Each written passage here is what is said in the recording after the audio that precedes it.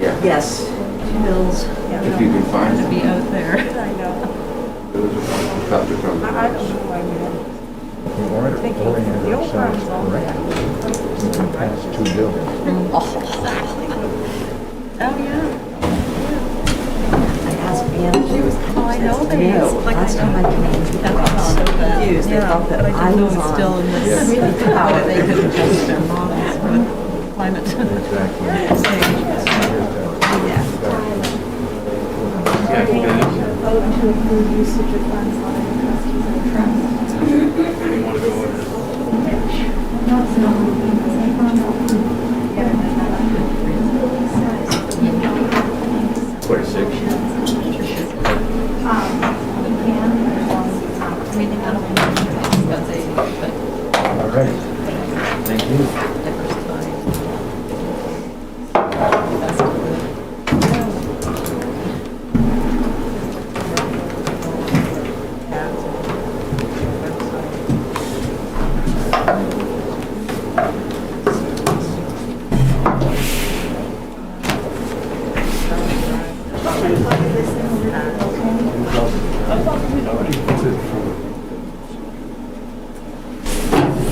It was the vote to approve the formation of it, but the members had.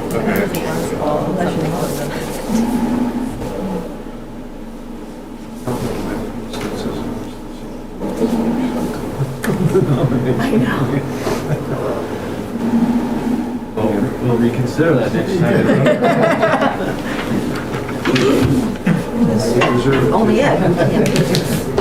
Next time you want to And- volunteer. really. Next time you want to volunteer. All right, around the air. Thank you for your patience. All right, it's 5:02. Welcome to the Peterborough Select Board meeting for February 1st, 2022. I'm Tyler Ward. With me are fellow Select Board members Bill Taylor and Bill Kennedy. We have Allie Croyd's taking our minutes this evening. And Madam Administrator McStay is at the hot seat table. We'll hear from a Community Power Task Force on the presentation of a draft community power plan. We'll get an update on an upcoming DRA/assessing presentation. And then we'll re-review our town building masking notice and possibly vote to extend that. We'll vote to approve usage of funds held by the town trustees of the trust funds. And we'll appoint several members to a couple committees. We are streaming live on Ustream, also Comcast Channel 22. If anybody in the audience would like to make a comment or have a question, please do raise your hand. Gladly call on you and hear what you have to say, but just mention your name for the minutes. Tim Brezovic is behind the scenes capturing all this for posterity. And as always, all of our meetings are archived and available for later viewing via the town's website. All right, Community Power Task Force, welcome.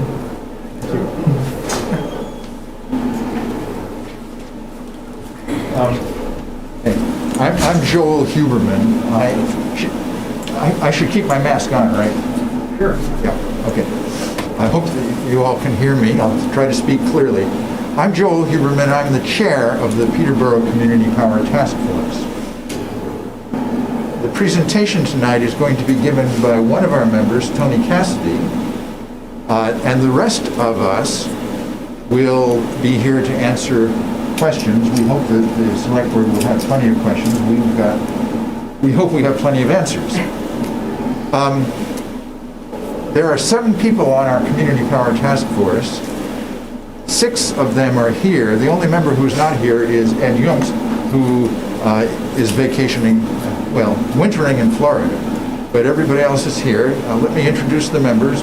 Tony Cassidy, Michael Nadeau, Elaine Holden, Steve Walker, and Dory Druckmann. Peterborough Community Power Task Force has been working since September to develop a draft community power plan. Last week we felt that it was sufficiently far along that we could present it to the select board for their approval for next steps. And I think that's enough for me to say right now, because Tony is going to let us know what this community power plan is all about. Thank you, Joel. Good evening. Can everyone see this if I stand here? We have a presentation that was created primarily for use when we do our public hearings that we plan to do, provided that we get the go-ahead from you tonight to proceed with the community power plan that has been presented to you or submitted to you. Let's see, I need the remote.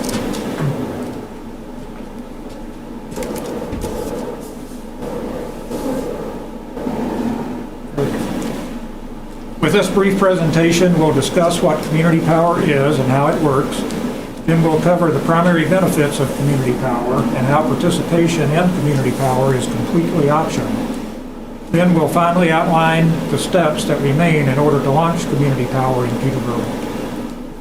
Community power is a way for towns to help ratepayers save money on their energy bills while also getting more energy from renewable sources. Under New Hampshire RSA 53E, local governments can pool the total energy needs of all their residents and small businesses to make bulk purchases of electricity at wholesale prices. That's a lot like how the town of Peterborough has aggravated the energy supply for its municipal buildings for several years. Since 2013, under that program, the town has averaged a savings of approximately 2 cents per kilowatt hour and has increased its percent from renewable sources on average to 70%, which is about 3.5 times that of the Eversource default rate during that period. The Conval School District is also buying the electricity supply for its buildings in the same way.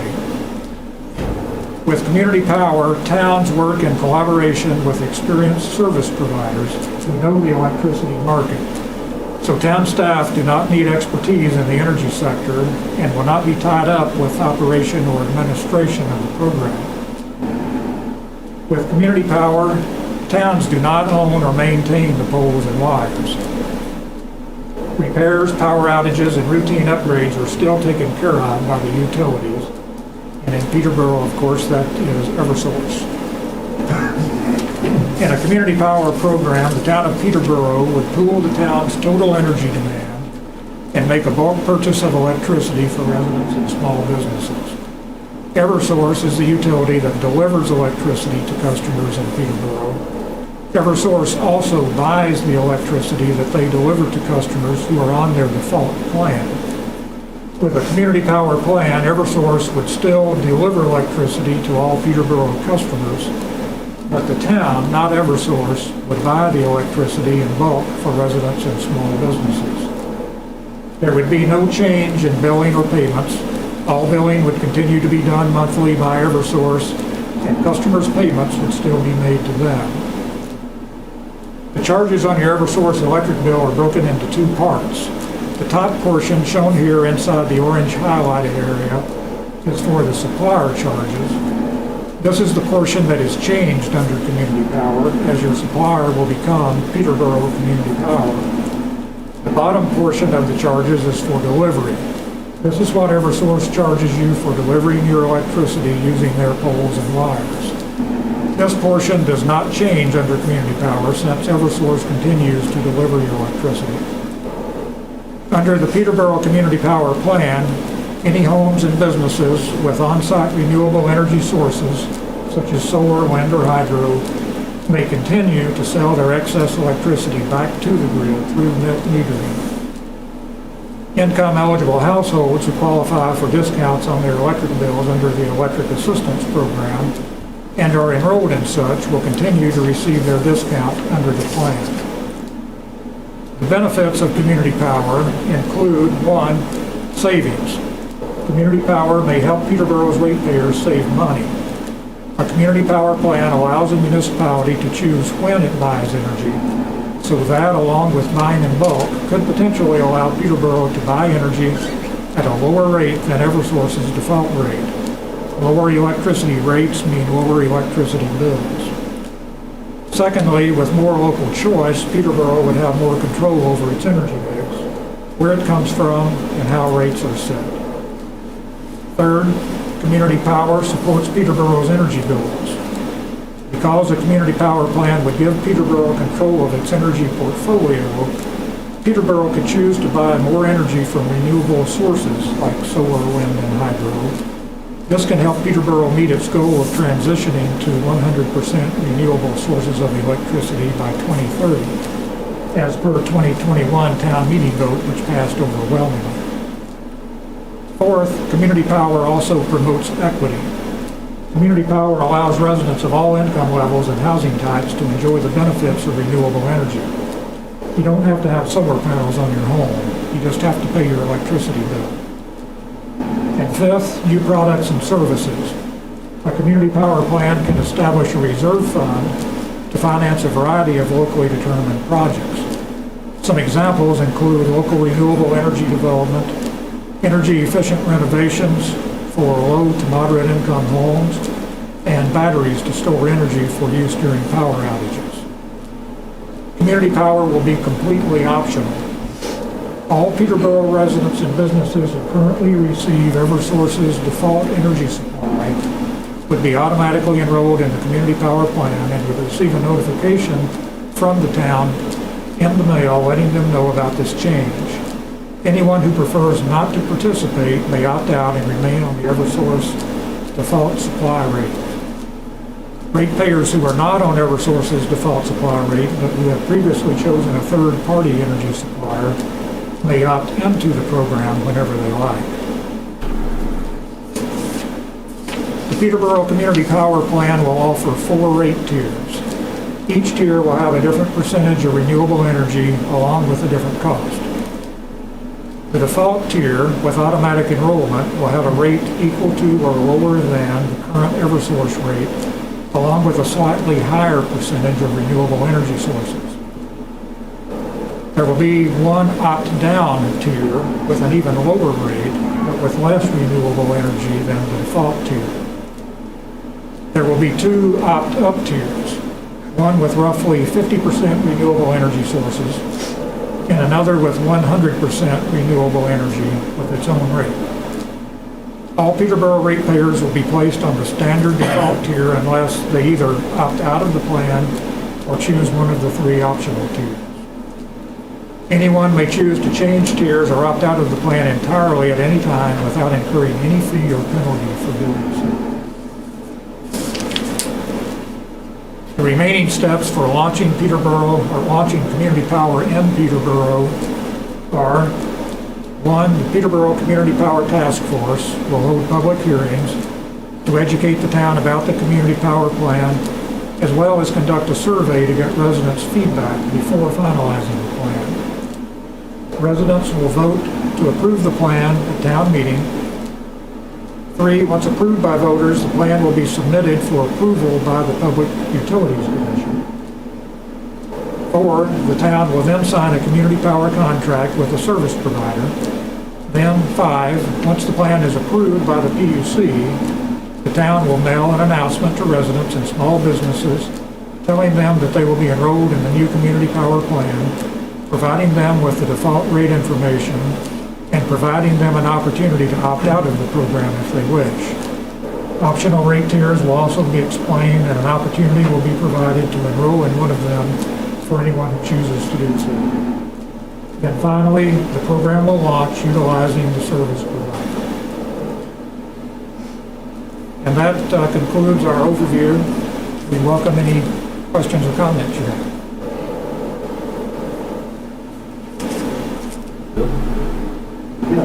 Well, to start off, the plan itself is going to be available publicly, Yes, if not already. it is not, well, it's a part of your packet, so the Well, draft I've read is, it. yeah, I've it's not read it certainly, 3 or 4 times. it's certainly available, but if the select board chooses to go forward, we'll put it up on the website. The reason I bring that up is because, quite honestly, the plan itself is much more complicated than what has been presented, but it distills down to those key features, and that's the whole point of it. And I wanted to make the point too that Peterborough Community Power is only new because it's now available to residents. It has been available to the municipal, you brought this up early on, so it isn't as if this is a brand new concept, and we know it works. We know that we can reduce our energy costs at minimum and improve our renewable sources. So I think that's a good thing. So I also want to applaud the task force for putting in countless hours to put this together. It was quite impressive. Anyway. Very impressive.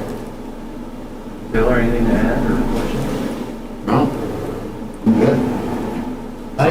I did have a question. I was reading through the definitions and came across the renewables definition.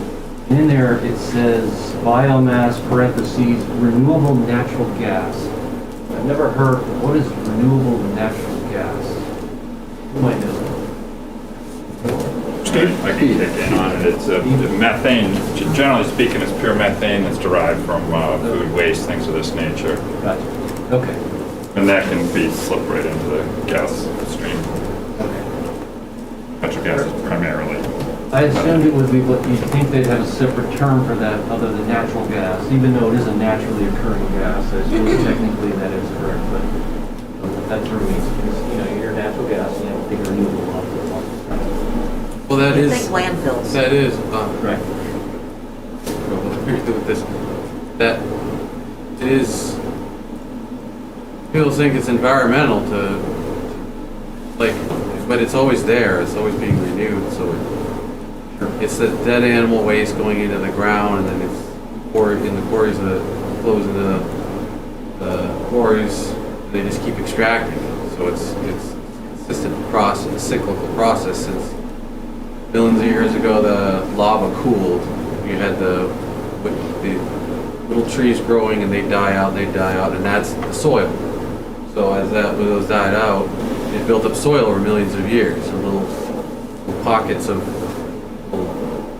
little slope, little receptacle-like things. Water would flow into that.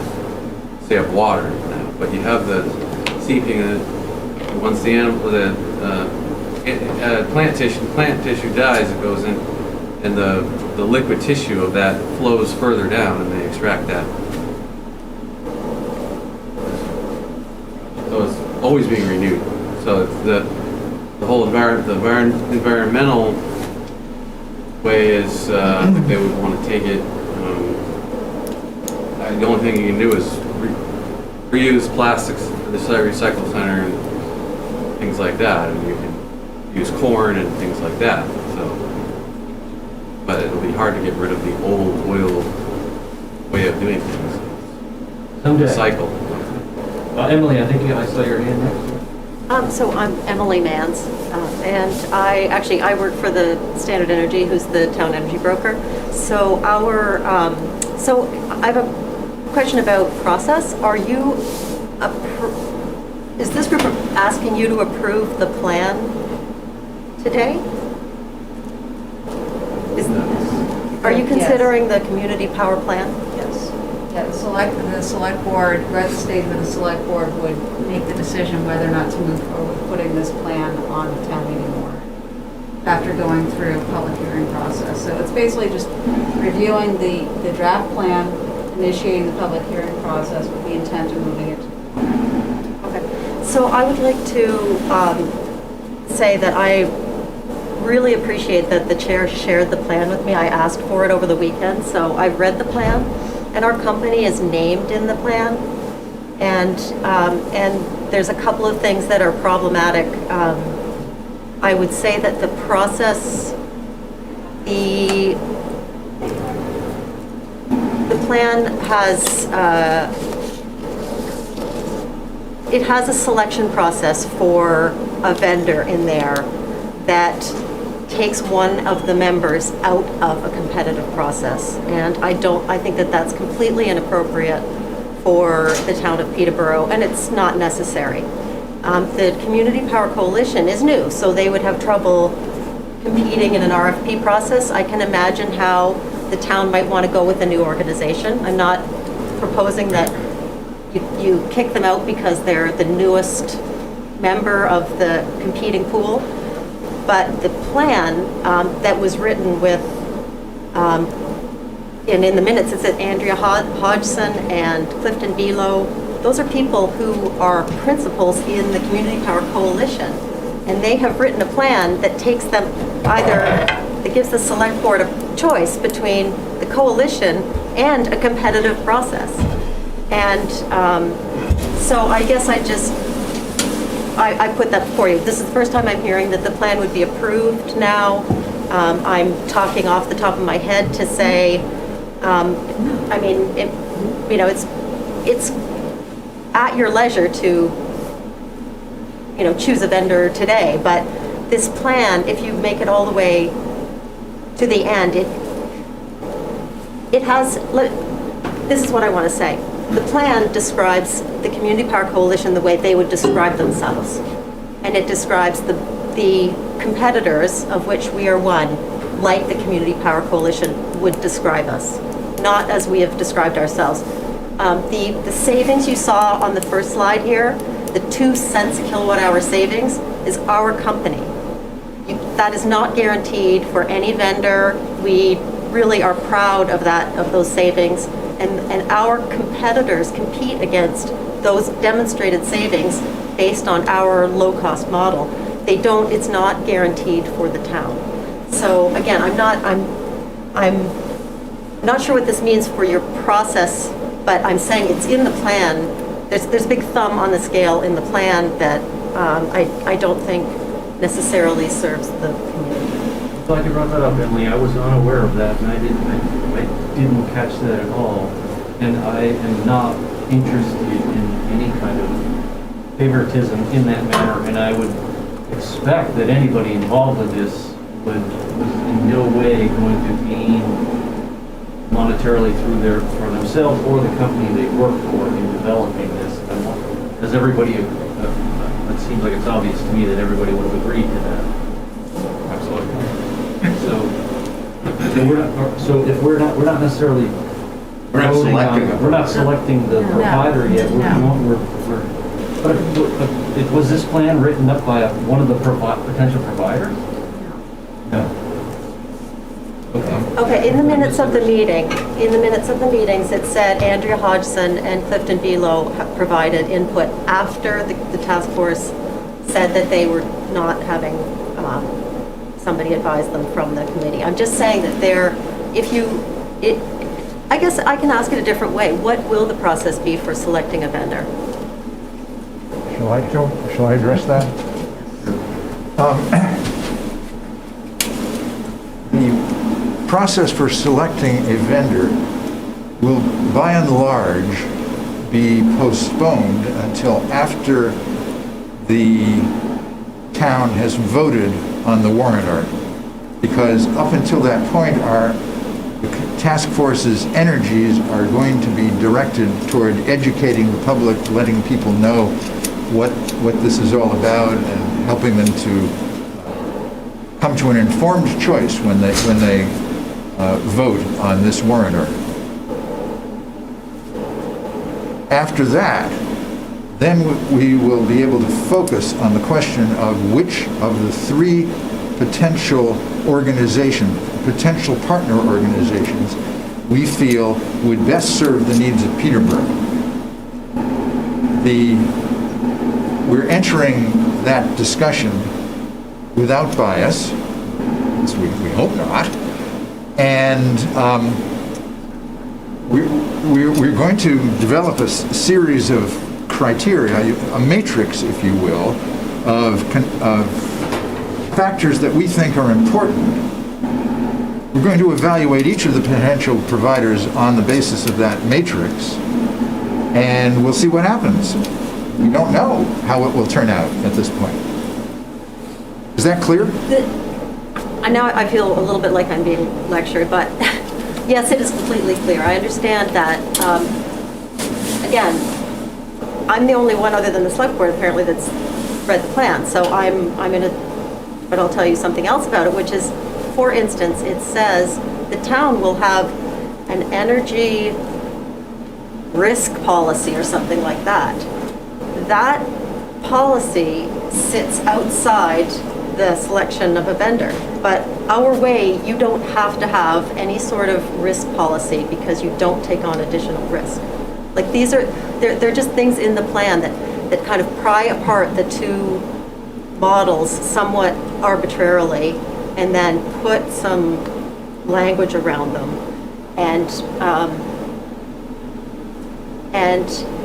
if it's unintentional, I know that none of the task force members are monetarily, benefiting from that. I don't think that's the only kind of conflict, and I don't think it's insurmountable. I'm saying that if you approve the plan today, just please look at the choice. Now, I just heard also that Joel is going to choose a vendor. Like, is the task force choosing a vendor, or is the select board?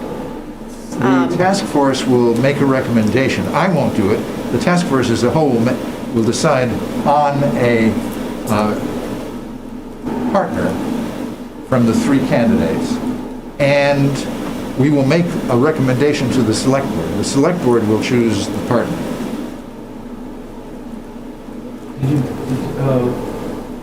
Was there input from all three of the potential vendors? Yes.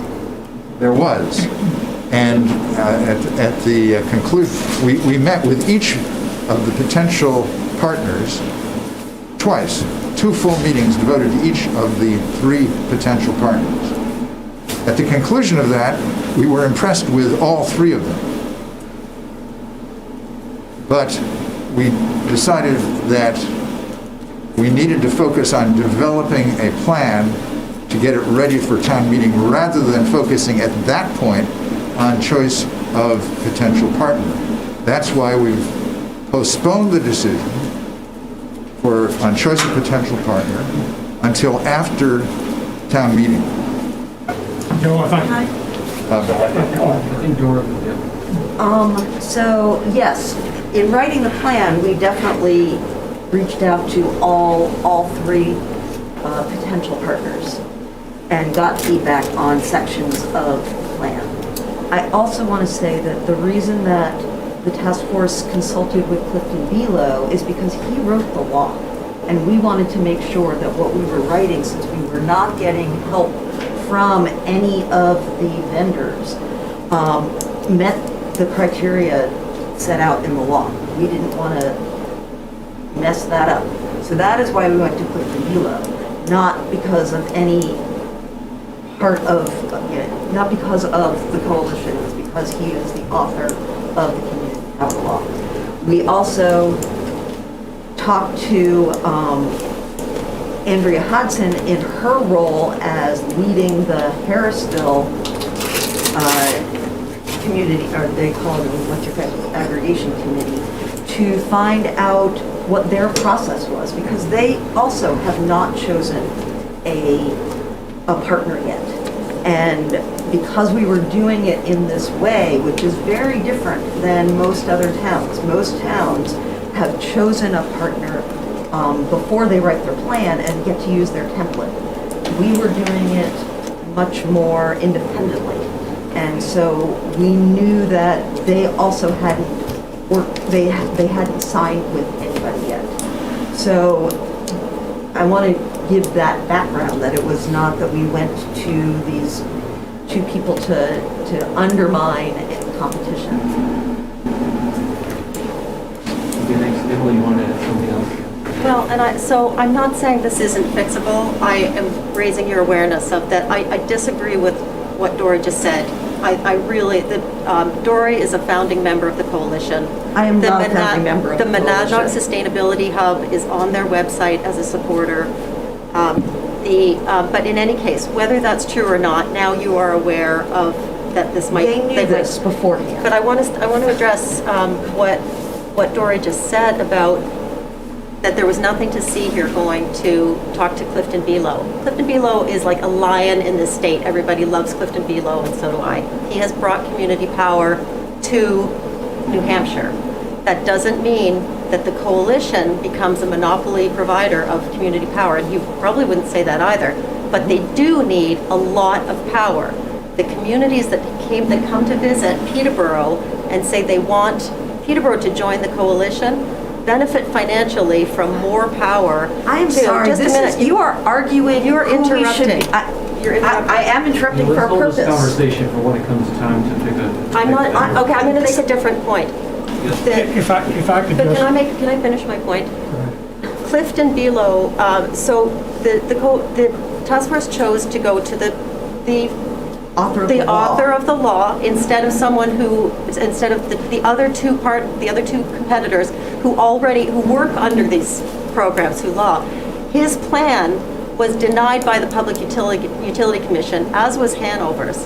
Hanover's was denied on January 7th. Because they haven't set the rules yet. I would say Dory's arguing with my, concerns. No, I'm arguing with your advocacy. That's what I'm Yeah, arguing. let's, I think I'll put an end to this discussion right now. Let's think about this and address it again later at another meeting. You did want to add one more thing on this? and then we'll move on? I just wanted to say the task force feels like we have 3 excellent potential service providers, and we wanted all 3 of them named in the plan because we have not made any decisions. We are not leaning one way or the other. We had our 6 meetings, 2 with each of the service providers, to try to get answers and get to know them and understand what they bring to the table. But no decisions have been made on who we're going with. We tried to word the plan so that it didn't favor any one of the 3. But it does. We tried to word it so that it didn't preclude any one of the 3.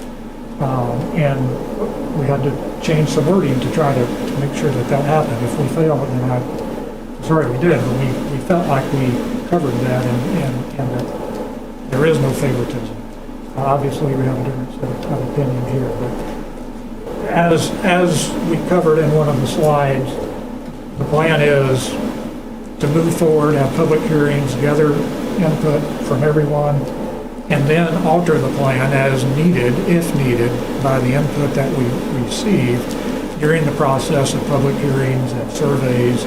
Obviously, any other input that we get needs to be considered and put in there. So we welcome your input, and that's appropriate for you to give us that input, I think. So I just wanted to say that's how we're moving forward. Then the plan, if needed, will be revised, brought back to the select board for final approval before it then goes to town meeting vote. So that's where we stand, and that's the process. Great. Carol? Yes, Carol Nelson, I have a couple of questions. Was this plan in the select board packet, Yes. so the public can read it? Yes. Okay, and does that plan list who the 3 partner organizations are? Limited, yeah. Can we say that in public? We're like skirting around it, we don't like name Oh, them. who they are? Yes, Jill, you want to mention who they Sure. Three are? Yes. The 3 potential partners yep, are Standard Power, okay, which has a partner when it deals with community power plans. That partner is called Good Energy. So Emily is a representative of that partnership, Standard Power and Good Energy. A similar partnership exists between Freedom Energy Logistics, a New Hampshire-based organization, as is Standard Power, and their partner, Colonial Power. Both Colonial Power and Good Energy have broad experience in other locations, especially Massachusetts, and in the case of Good Energy, also California, I believe. Not California, Not California, but other Ohio or states. somewhere, Other yeah. states. The third potential partner is the Community Power Coalition of New Hampshire, CPCNH.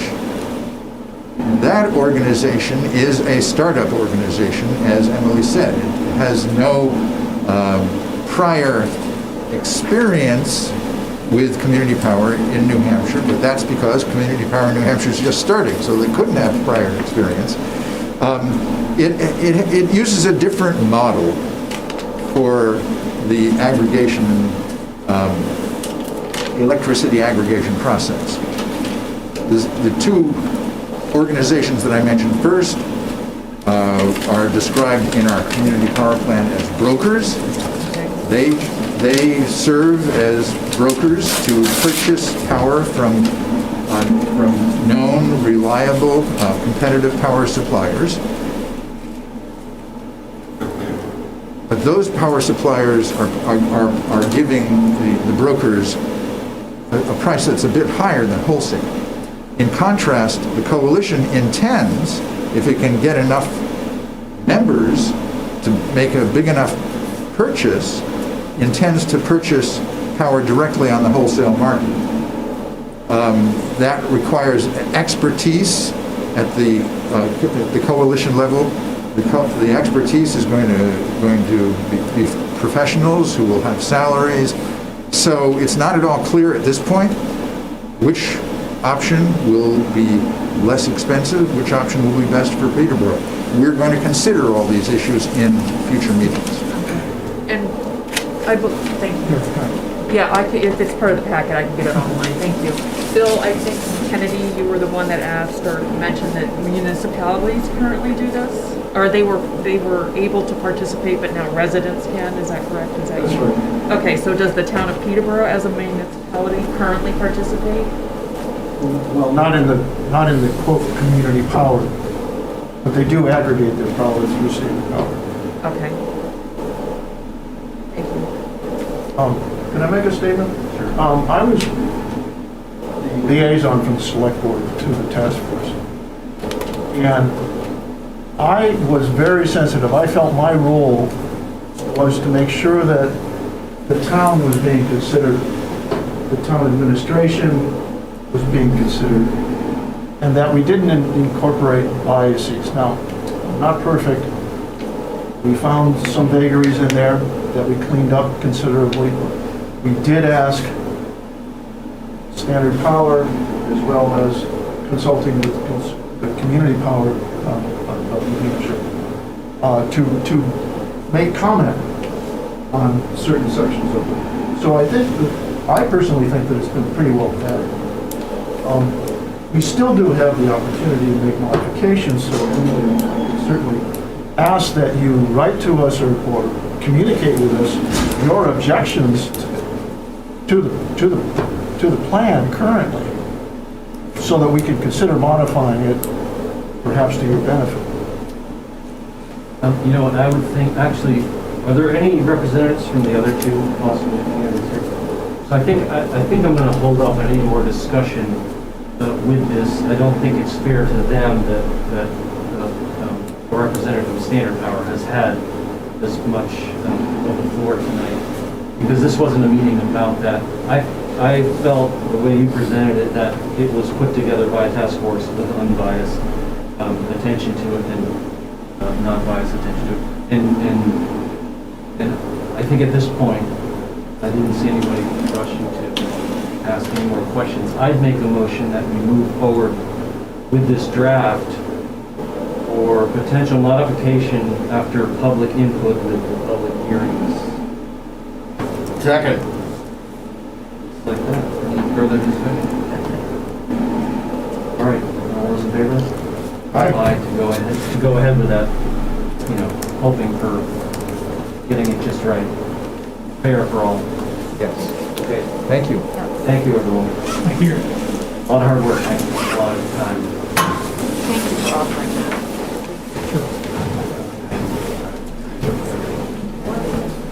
Didn't see that coming. Welcome to stick around for the rest of this. We have a joint select board and budget committee meeting at 6. Thank you for that offer, but we need to have a little subcommittee meeting out on the board. All right, thanks. See you, See you, Steve. Wait a minute for you guys.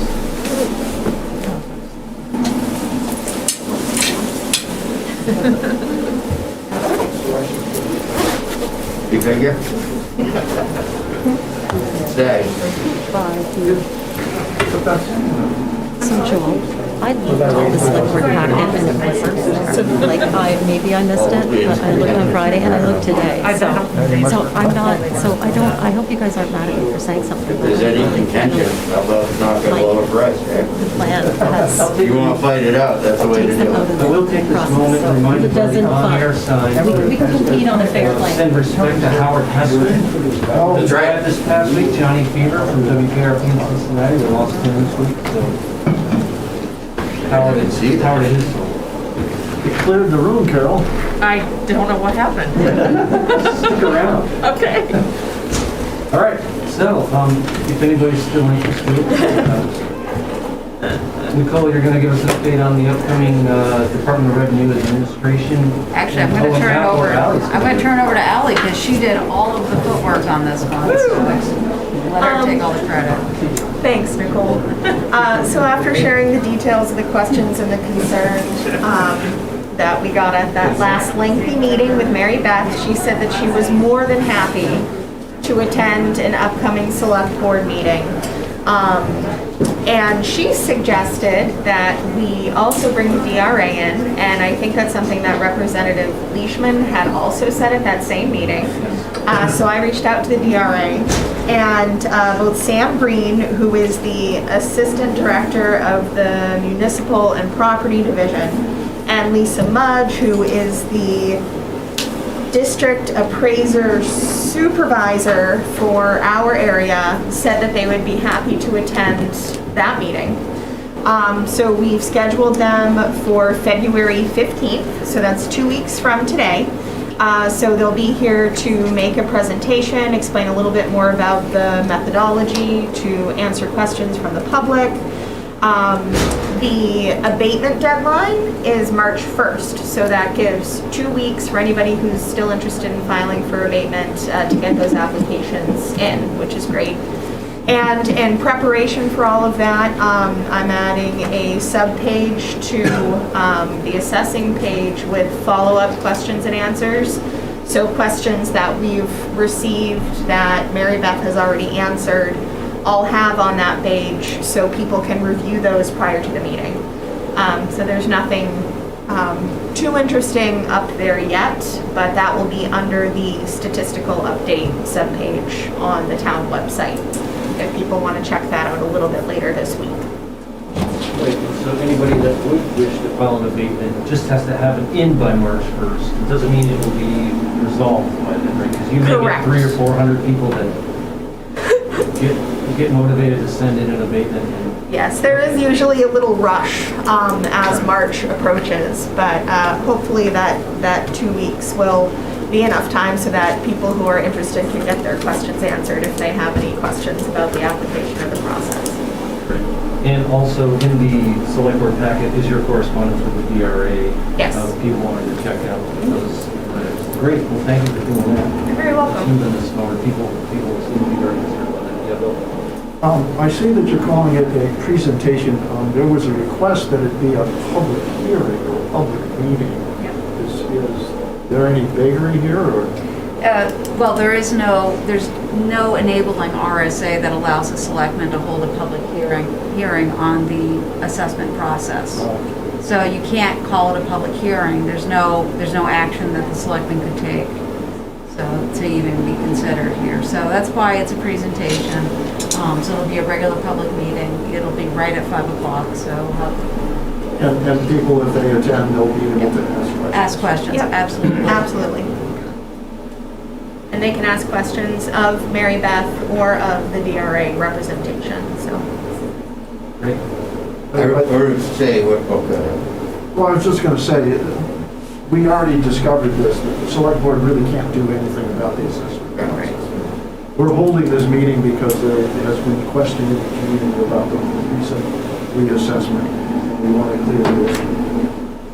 And I don't know if Ally addressed it when I stepped out, but this is something that the DRA officials said that they have done many times, that this happens frequently when towns go through a reassessment process like the one that we had, particularly with the dramatic results that we saw. So they are more than happy to come down, give this presentation, have one ready to go that really explains the process very well to residents. folks who are not assessing professionals. In relation to that, I did read a letter in the paper from someone concerned about the $160,000 value of a home for elders tax exemption. And they were told, can you just briefly explain what that means for people whose homes used to be valued at $160,000 or less? And if now, are there any houses left in Peterborough that are under $160,000 that we qualify for that exemption? And number one, when was that number enacted? How was it enacted? And how did we change that? Sure. So that was done at town meeting in 2019. Was the Oh, last that time. recently? Yes. Was the last time it was updated. I completely forgot about that. We had also updated the, a lot's happened since then. We also updated the income guidelines at the same time because we were running into a situation where our income guidelines were so low that unfortunately some people who did qualify were falling off, and so we needed to rectify that. Had a lot to do with just how well the stock market was performing at the time. Since did the big update, Peterborough is pretty highly ranked in terms of the amount that we offer. It's certainly something that could be revisited, but I think some thought would need to be given into, what should the levels be. It shouldn't just be an arbitrary number, so let's give Mary Beth an opportunity to do an analysis and make a recommendation before we start, spitballing what a warrant article might look like if one is warranted. Okay. If you remember, this is an exemption on the first 160,000 that are 80 and older. So if your house is worth Right. $170,000, you're only paying taxes on the $10,000. Right. Yeah, the letter in the paper made it seem as though that exemption went completely away. Yeah, and it certainly Right. didn't. No, that exemption still exists. I'm sorry, I forgot about the first part of your question. But yeah, no, that exemption is certainly still in place. It's just the balance that they would be paying taxes on. Correct. I too was. It is age-based, so it starts, I think, at age 70, or no, 60. 65. 65. Yeah, it starts at 65. Couple more years. All right. Well, great. We'll look forward to that.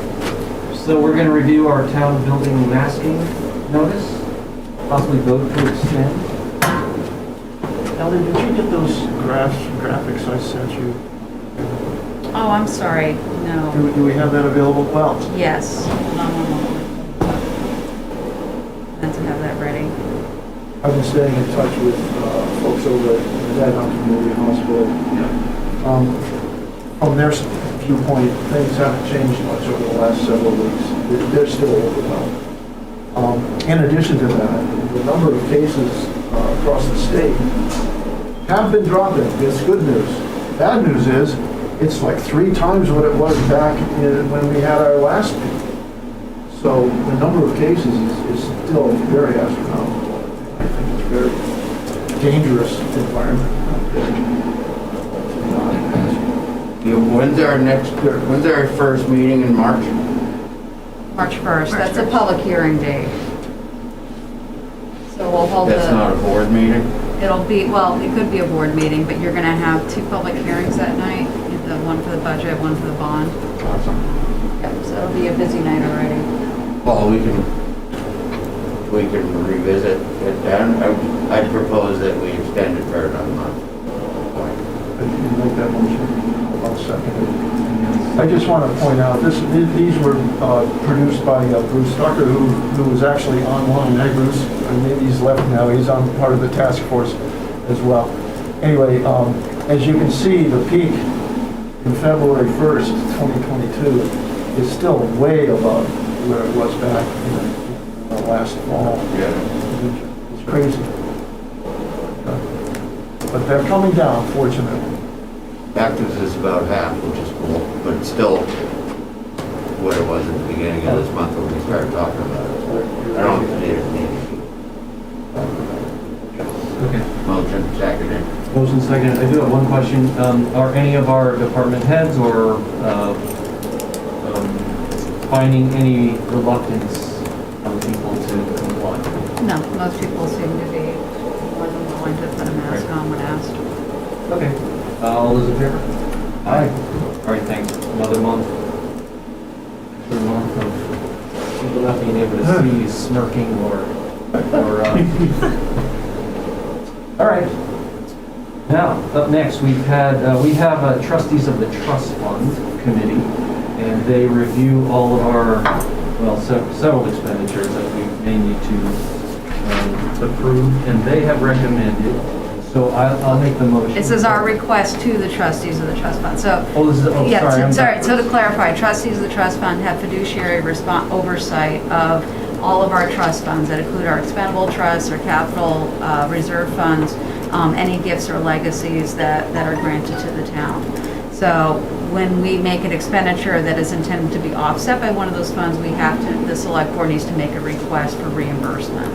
So that's what we're presenting you tonight, are those requests for reimbursement, and hoping that you'll make that motion to make that request, and then we'll send those along to the trustees so that we can get reimbursed. And if we deny it? Well, then I'm going to be scrambling with Lily tomorrow morning to try to figure out where that money's coming from. You've already spent that money. Yeah. Put Lily to the test. All right, so I will make the motion to approve 4 items here. The usage of the Reclamation's Capital Reserve Fund for $1,300. Usage of the Fire Department Apparatus and Equipment Capital Reserve Fund for $6,105.59, not a penny more. And the usage of the Landfill Pollution Abatement Fund for $13,262.78. And also the usage of the Recreation Equipment Management Capital Reserve Fund for $10,000.00. Second? Second. Second from Mr. Taylor. All those in favor? Aye. Aye. Thank you. Great, thank you. Thank you to the trustees. Well, let's just hope they accept our request. It's up to them. All They right. could still say no. One more item here. We have members of the Parks Committee who would like to be reappointed. Oh, 2 more items, sorry. We all know the work that the Parks Committee does. We all live it every day and the beauty that our town is. So I would make the motion to reappoint Maude, Odgers, Terry Reeves, and Doug Proops to the Parks Committee. I'd second that. Anybody like to speak against this? All those in favor? Aye. Aye. Thank you, volunteers. And our newly formed Affordable Housing Subcommittee of the Economic Development Authority has several members wishing to join. Would you like to make the motion? I'll make the motion that we appoint Pelagia Vincent, Sharon Monahan, James Kelly, Paul LaRoche, Sadie Halliday, and Stephanie Hurley to the EDA's Affordable Housing Subcommittee. And I'll second that. Great. Great to get that going. And all those in favor? Aye. Some of those are not members of, some of them are members of the EDA and some are not members. Great. All right, well, we do have a couple minutes, 7 minutes to rest for our big budget committee meeting. So should we do a little recess? It's trying to really run some volunteers. So recessed. Tyler, there's a few other things on that agenda. I don't know if you want to. Are there? Scroll up there. So we forgot the highlight. There was consent and stuff. We could address that on. What's that? So we'll approve some The whole minutes. consent agenda section? Oh, we're really hitting the budgets tonight, aren't we? Yeah, we don't, I don't know.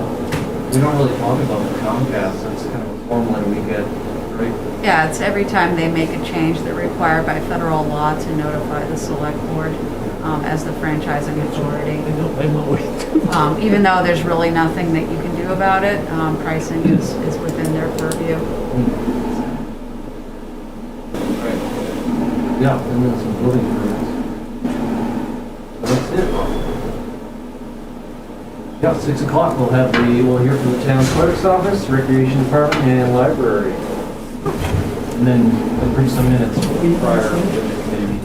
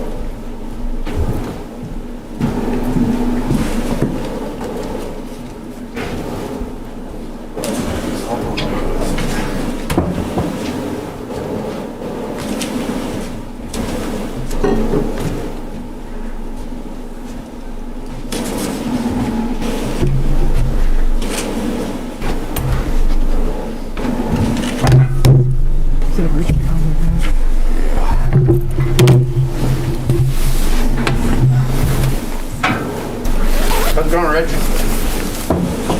Good. Self? Well, grass. Yeah. I'm sorry. It I haven't is. seen any grass lately. You gotta watch it. You gotta watch I it. tell you, look what I've gotten away with. You've known you weren't. That's right. So you keep the plows rolling? Yeah. Yeah. Don't worry about it. Mostly just lack of I'll probably get off. skilled labor. I don't want you to. Can't find anybody. Doesn't matter how much money you got. And then I feel like You know, it's amazing. Where are all these people going? I don't know. I have no idea. I got out of school. I couldn't get a job because there were no jobs out there. Now it's the opposite. Yeah, it is. Have to sit in the hot seat. Yeah. It didn't seem like that. It sounded like there was no job. Yeah. Yes. Yeah, that's it. I didn't see that coming. That's what they have been. Booked for 10 years. I guess maybe. 10 years. How am I supposed to service clients that come up with something in between that need something done? Yeah. Yeah. Next guy's problem, because I'll be retired in 10 years, so. last week and I was like, who was it?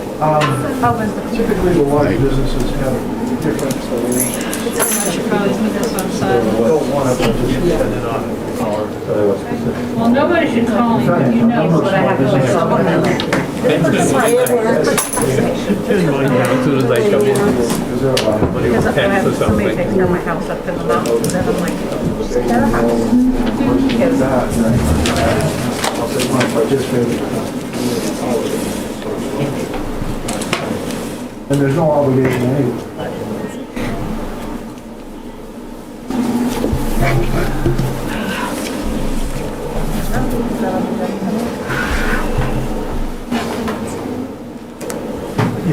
Yeah, so we had COVID run through our company. Oh, yeah? Yeah, it's funny because we all got shots and boosters. And you got sick anyway? No, only one person, my son. He's the only one that had Moderna. Was he sick or just positive? No, he was sick. That's why we all got tested. Because at first I said, it's nothing, it's just flu. But then it got fever and hacking. Down and out for, he's 28. Down and out for like 3 days. And the rest of us all tested positive, except for one kid on our crew. So, but none of us had anything. Of all the things that could happen, that's not bad. Yeah. It was really bad for the guy that tested not positive because we're working outside and it's like, well, you're healthy, you can't come to work. All us sick guys are going to work. I follow basketball teams. They're missing 10 games out of the season. Yeah. One of my teams had 6 players. I think we drove by your house Right? There's 5 on the court, there's only 1 on the bench. Yeah, that's crazy.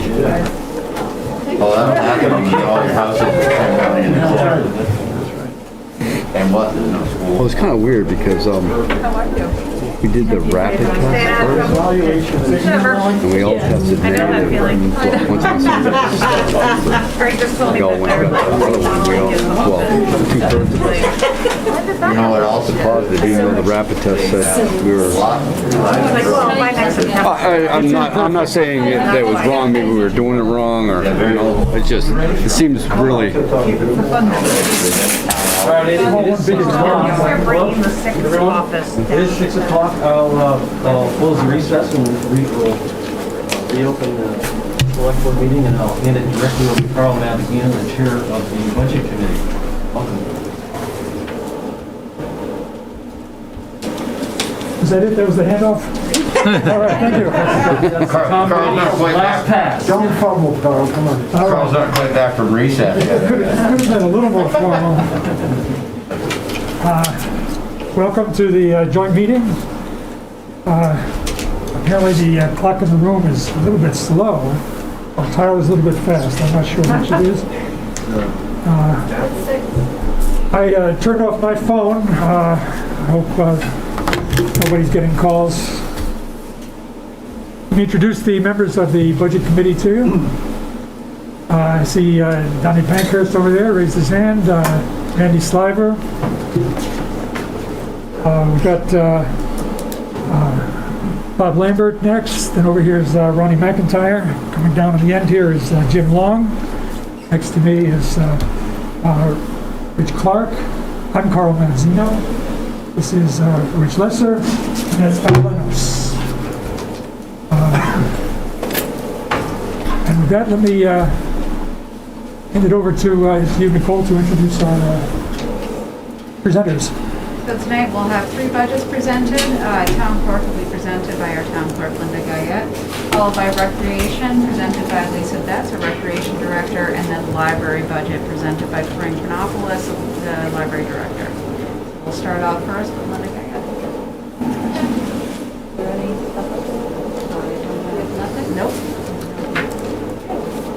Everyone's got the budgets. Okay. I'm not sure whether you want to go over revenues first. Let's start with the good stuff. There's not a huge difference between this year's and last year's budget, but we are up in revenues by about 6.32%. And that's hopefully in the motor vehicle department, and hopefully there'll be cars out there for people to buy. So that could really squash the budget. So that's really the only thing that's changing in the revenue side. And as always, my budget is pretty much cut and dry. There's not a whole lot of wiggle room. It's all based on pretty much the number of elections that we're going to have in the following year. And so for fiscal year 2023, we're looking at 3 elections that the town is responsible for, and that includes the September 2022 state primary, the November 2022 state general election, and then the May town election, May 2023. Pretty much the changes in the budget reflect those elections, including the rental or the lease of the community center. So we're up there because we have more elections. We're also looking at a little bit of additional postage because of the state elections.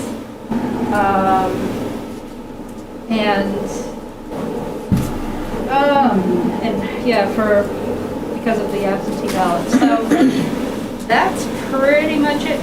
There's really not a whole lot of change compared to last year. Does anyone have any questions on the budget side? BK, yes. Just an explanation, Linda. Under services, town clerk operations, under services, what does that include? Oh, that is so that we can put minutes, and it's for the preservation of records. And, I mean, in the past, it's been removed or cut back a little if, you know, we were struggling with the budget. That's something that we can wiggle around on a little bit, but we do try to put money aside every year so that we can stay caught up. Well, it's considerably larger from the 2019-20 budget where it went from 584. Linda, I think he's talking about election services. What, The voting machine. Where are you? Are you under town clerk operations? Town clerk operations. Services. So that Well, was it's actual expenditures. actual expenditures that year, which was definitely low. We didn't do any We preservation didn't do that it year. that year. That was one of the years that we cut it. So, as you may recall, 2020 didn't, the FY 2020 didn't end on a particularly good foot. So it was one of I the thought it things didn't that- end, period. It was one of the things that we skipped over that year. So that's why there's such a change. Yep.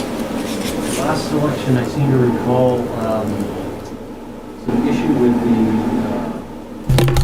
absentee ballots getting jammed or misread in the machine because of the way they were pulled. That was not here in Peterborough. We didn't have any issues with that. That was in Wyndham. Oh, the machine was having trouble. And the machine was having Yeah. trouble. It wasn't- We had to hand count re-hand count every absentee ballot because the machine was having trouble reading.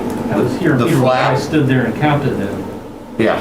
That was, filled. no, that's been fixed. That was the thing that flips between the write-ins and the regular ballots wasn't working properly. That was the issue because we then Yeah. had to have a special right. return.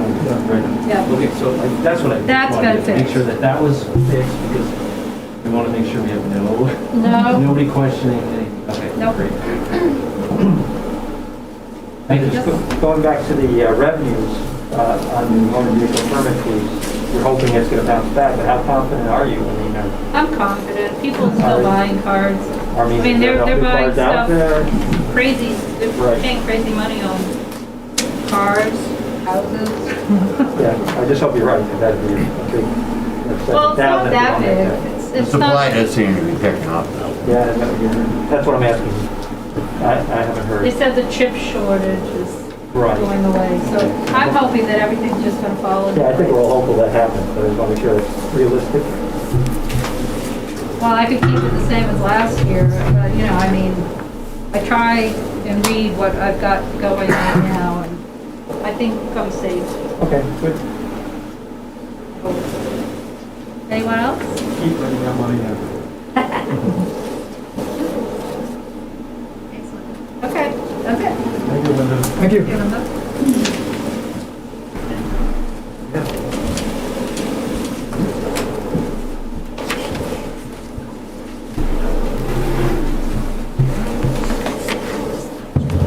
Hello, everybody. Denise from the Local Department.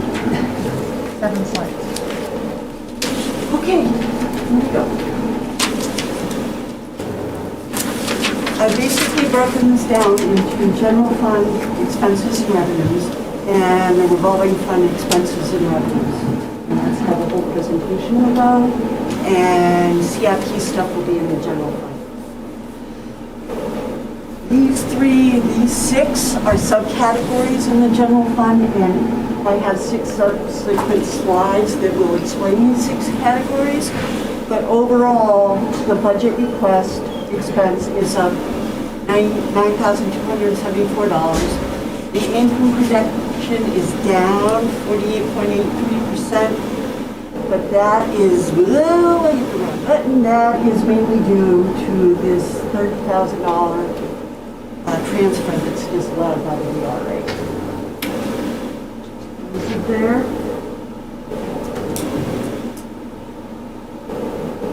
So So your first subsection is going to be recreation administration. Not a lot of change in this one. Overall increase is 3.27%. The Comcast bills between computer services, email, internet, and telephone, the numbers are a little wonky if you compare last year to this year, but that's because they're more in line with where the expenses should be. Like, for example, IT had, I think, email, internet coded as, well, coded, but they described it as computer services, yet I had a different code number for computer services. So overall, you'll see an increase of $2,522. We are a little bit, well, no, we're not a little bit. We are past our 2-year contract point, so the expenses, I hope, will be lowered when the cash reaches out to bring down the Comcast fees on the behalf of other departments in the town. Recreation operation, overall an increase of $4,557. I think the biggest change you're going to see in this is that money's allocated, transferred to the rec revolving fund. That is not allowed, so that's been zeroed out for FY23. And those monies have been reassigned to the salary line item. So you'll see the salary line item jump, and you'll see the transfer line item zeroed out. When we did that, when we did the transferring of the monies to the revolving fund, we just did it based on the number of hours times their hourly rate. We didn't factor in payroll taxes when we did the transfer in previous years. So you'll see that more than half of this budget's increase is due to those payroll taxes, because you're paying salaries out of the appropriate budget, so therefore there will be corresponding payroll taxes. Excuse me, please. When you were transferring to the revolving fund, it was in effect for the salaries of those same people? Yes. Oh, thank you. It was for 3 summer kid challenge counselors and 1 playground program leader. Right. Excuse me, I'm sorry. Your last item there says this year concludes the 3-year process of replacing the kayaks. We didn't use the kayaks last year, did we? Oh, yes, we did. Oh, not last year we did, but the year before that? Oh, yes, we did. Oh, we did? Oh, yes. We've been steadily renting. Okay. Yep. Oh, all's good there. This will be our 2nd year in 2022, so 2023 will be our 3rd year in finally for the kayaks. And those will be good for the next 20 years? With a little bit of luck, probably not, but we're hoping. If you quit running them up on the rocks, they'll be all right. Over here.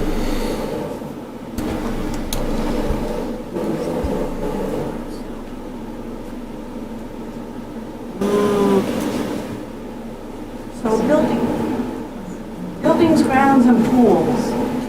Increase overall of 7.2%. Really, as far as the water bill, it looks really, really off. You need to remember that the pool's not open in 2020, and we have not had good ice skating for a couple of years, which obviously attributes to the water bill. So that is why that is up. We're also expecting some significant bills to fix the panel and filtration system for the pool. And the filter media change expenses are notated in capital outlay. And if we go over with expense, we do have some extra revenue in the pool improvement fund that we can come to the board if we need to get additional help to get the pool up where it needs to be operational. Vehicle equipment and maintenance, overall an increase of $1,935. I think the biggest change you're going to see in this section of the budget is gasoline. And that's because we haven't had Summer Teen Challenge the past 2 years. They run the buses every single day. Or our 2 vans, sorry, that's the wrong one. 2 vans every single day for 8 weeks. They go up to Maine, they go down to Boston. And we plan on having a Summer Teen Challenge program this year. So we went back and looked at 2018 and 2019 numbers before the pandemic and got the gallon usage and figured it out from there, based on what the expected cost would be.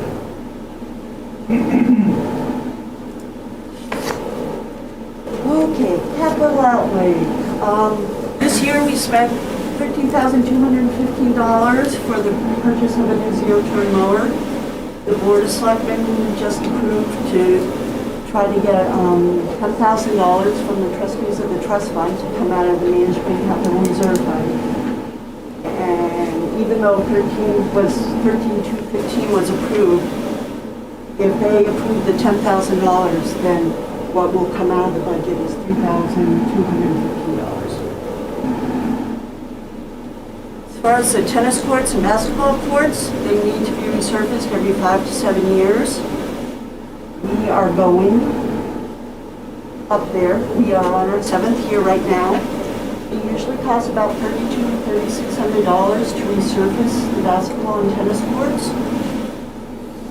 I left the $3,200 into the budget for buildings, grounds, and pools because, like I said, I'm expecting some decent expenses with the pool once we get that system brought up to snuff.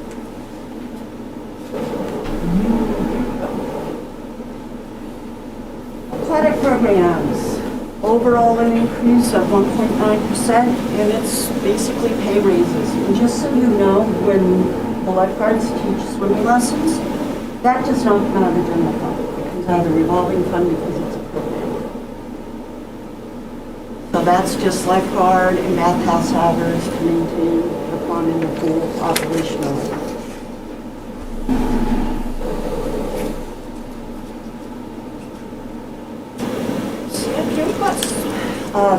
Talked about the $1,400 for the replacement of the pool media. Sorry, the $11,400 for the replacement of the filter media. It needs to be done. It was installed in 2013. One of the big bonuses about this is the media should last 20 years instead of their 7 to 10 years. So that'll be a bonus. And then we'll have to raise and appropriate the $25,600 for the resurfacing of the basketball and the tennis courts. And that was, like I said, we're at our end. We're at the 20, sorry, I'm muttering there. We are at the 7-year mark to get that done. Excuse me, I don't see those in the budget. Are those a warrant article? The $11,400 comes out of the trustees of the trust fund for the pool renovations, Adams Pool improvements, so you will not see it in the budget. Right. But the 25.6 is in the budget. In what category? It's under recreation capital outlay services. Page 14. Yeah, my computer doesn't have pages, so it's a little hard to find it. Okay, I see it, thank you. Okay. What was the big outlay last year? It was $30,000 that we appropriated, and this year it's $25,600. That $30,000 was for the building envelope. It will be coming out of the new fund, but that... Community center. Yep. Right. Thank you. But that was disallowed by the DRA, so that will come out. That will not be... It's not seen as an offsetting revenue in the budget, but we are still be able to get reimbursement from it. Lisa, what's the difference between the 25,000 and the 3,200 that you had on the previous slide? You have 25,006 here, and I think the previous slide said something about resurfacing. It should be the same number, and if it said something else besides 25.6, that was a typo on my part. Would you like me to go back? It was just one more slide back, I think. I guess not.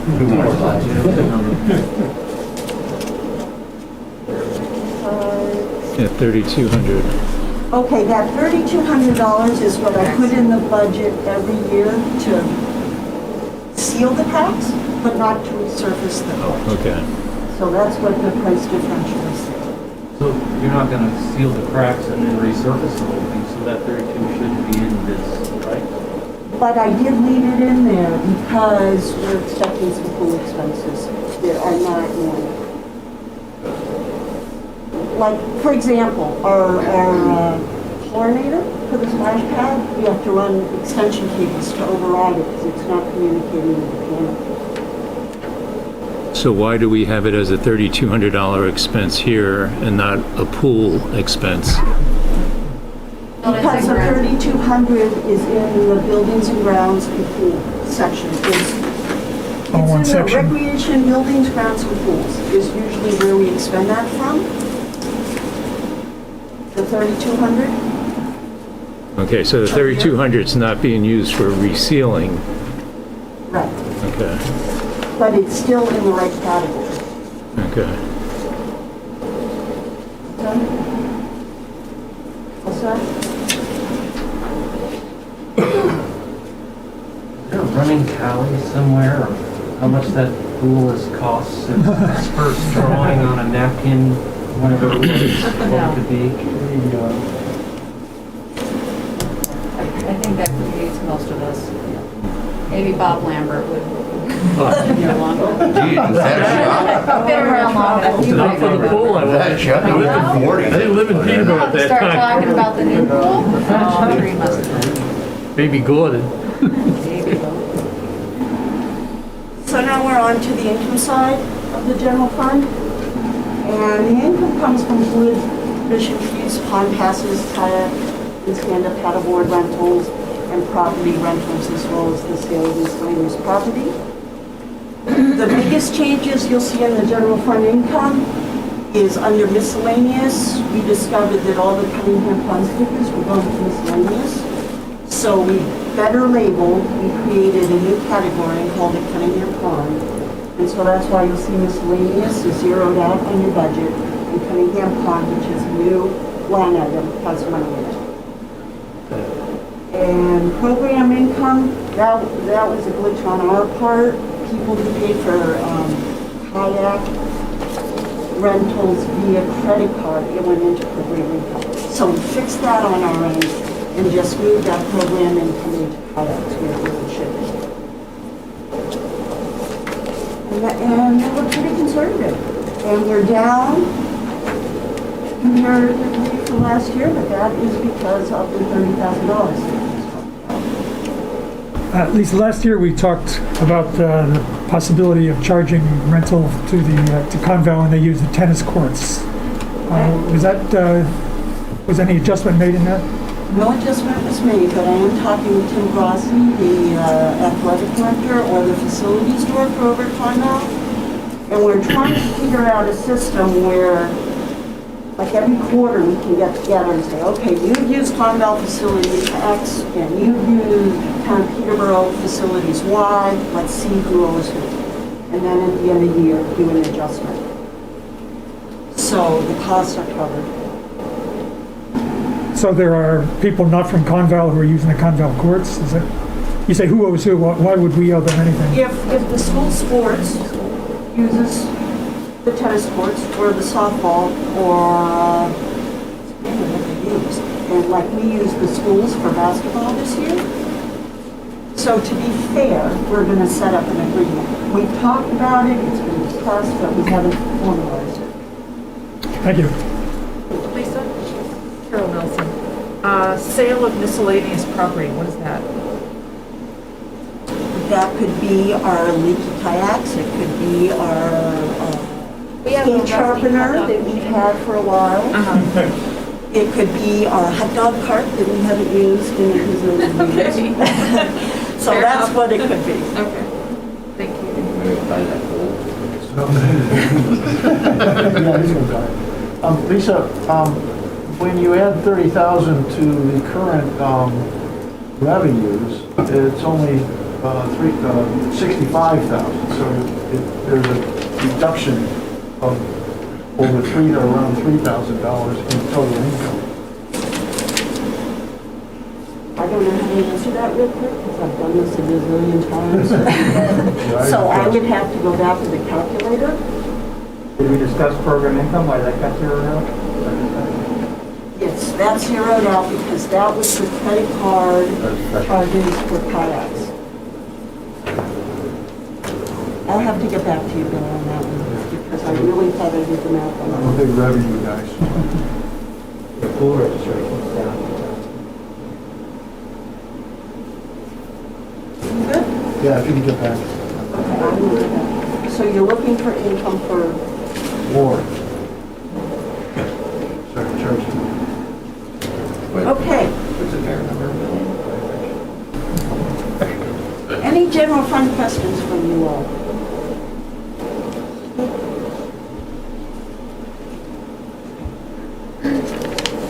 Let's go on.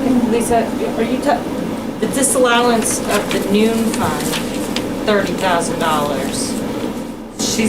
It's the same amount that we disallowed from Revolving, $30,000. So the amount of your loss and revenues is that we're not going to be budgeting to expend any money that would be spent out of a capital reserve fund because we cannot use it as revenue as offsetting. So if you look at page 4 of your revenue document under Recreation Department income, it's the last thing, and it says transfer from capital reserve.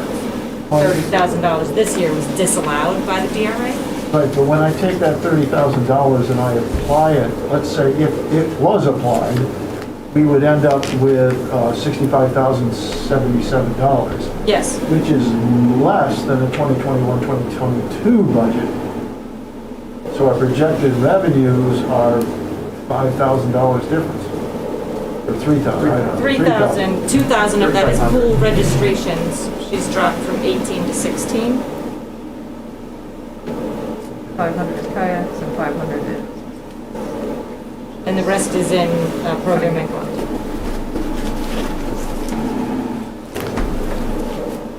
We were asked to be conservative, so I was. So I'm really hoping we can beat that right back up. It's really hard coming off of COVID. Oh, yeah. Particularly in this environment. Yes, but I really think we could do that. But again, we were asked to be conservative. Okay, revolving fund expenses. Again, I'll break down these two subcategories on the left for you. But overall, the revolving fund expense budget is down $36,320, and the revenue projection is down $29,676. Again, this difference is due to the disallowment of transferring from the general fund to the revolving fund. And so you'll see a decrease in salaries as well as a decrease in revenue receipts.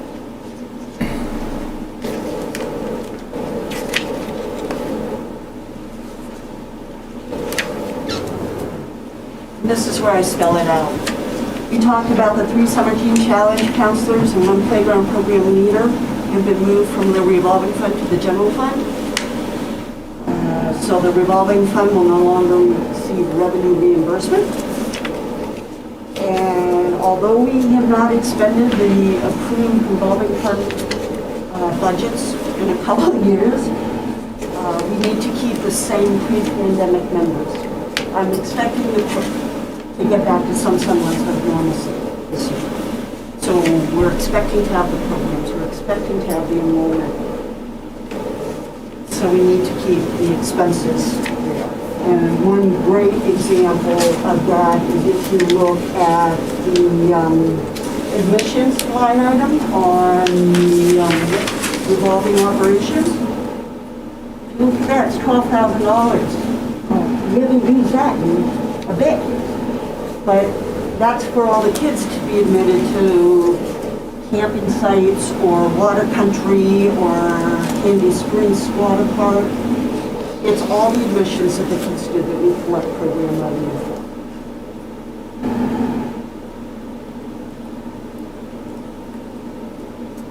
Community Center is in the revolving fund, comes out of the revolving fund, and an increase of $1,667.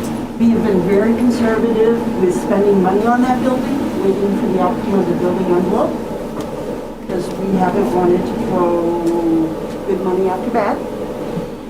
And that's where we're at. That's why you don't see the heavy-duty expenses in previous years. Utilities, however, have gone up, and I believe this board has discussed the water, sewer, and heating fee with other departments. And again, like the general fund, we reproportion the telephone, email, internet, computer services to be better in line of where the monies are actually spent. So it goes up overall, but some go up just a little bit, some go up more, but that's because of the reproportioning and computer services went down.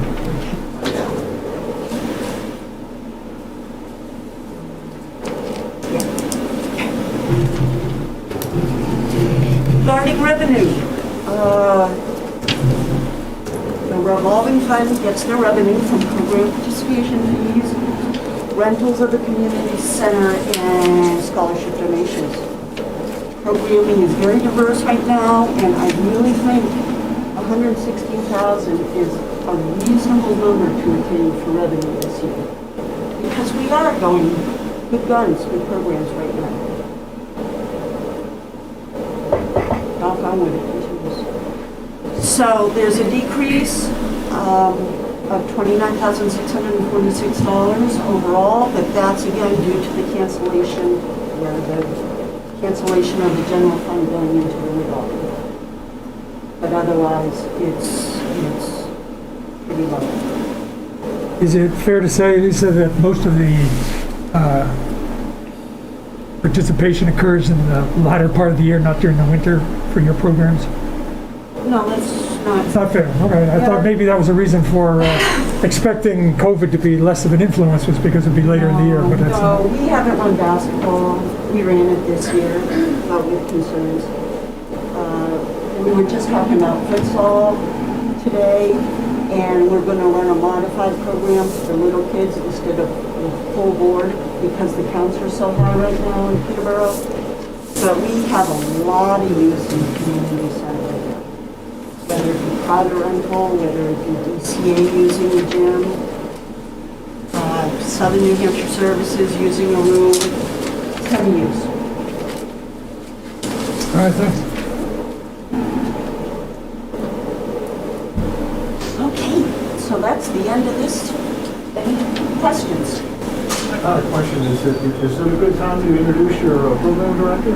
If you would like me to, I sure would. Yes, please. One reason for our great uptick in programs is Julia Tedesca. She's our new programmer. She joined us in late June. And she's been doing a great job, I think. If you ever go and visit Lisa and Julia, you'll be overwhelmed by all the ideas that they have. So be prepared for next year's budget. We went to the forestry program about trees. Oh, yeah. That's quite interesting. I do have a question about overall use of electricity. Is it all negotiated at once, or is it negotiated at all? And does the trend look like it's going to continue up? Because it seems up. How did you? I have not electricity use? negotiated electricity, to answer your question directly. We do electricity for the entire town. We currently are working with Standard Power to purchase our electricity. We've worked with them for the last few years, and as the select board heard earlier, there's now a proposal for a community power purchase plan, which may change things going into the future. I didn't get that part, so yeah. Sorry. Yep, no, it's fine. But no, we do that on behalf of the entire town.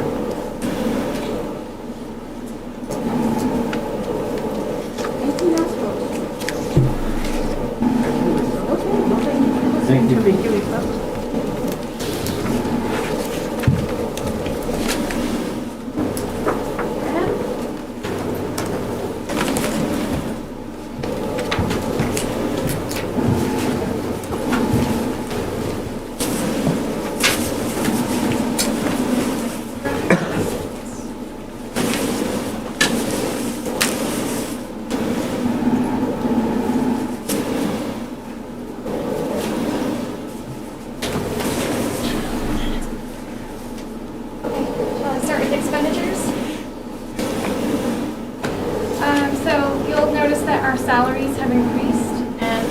behind that is two parts.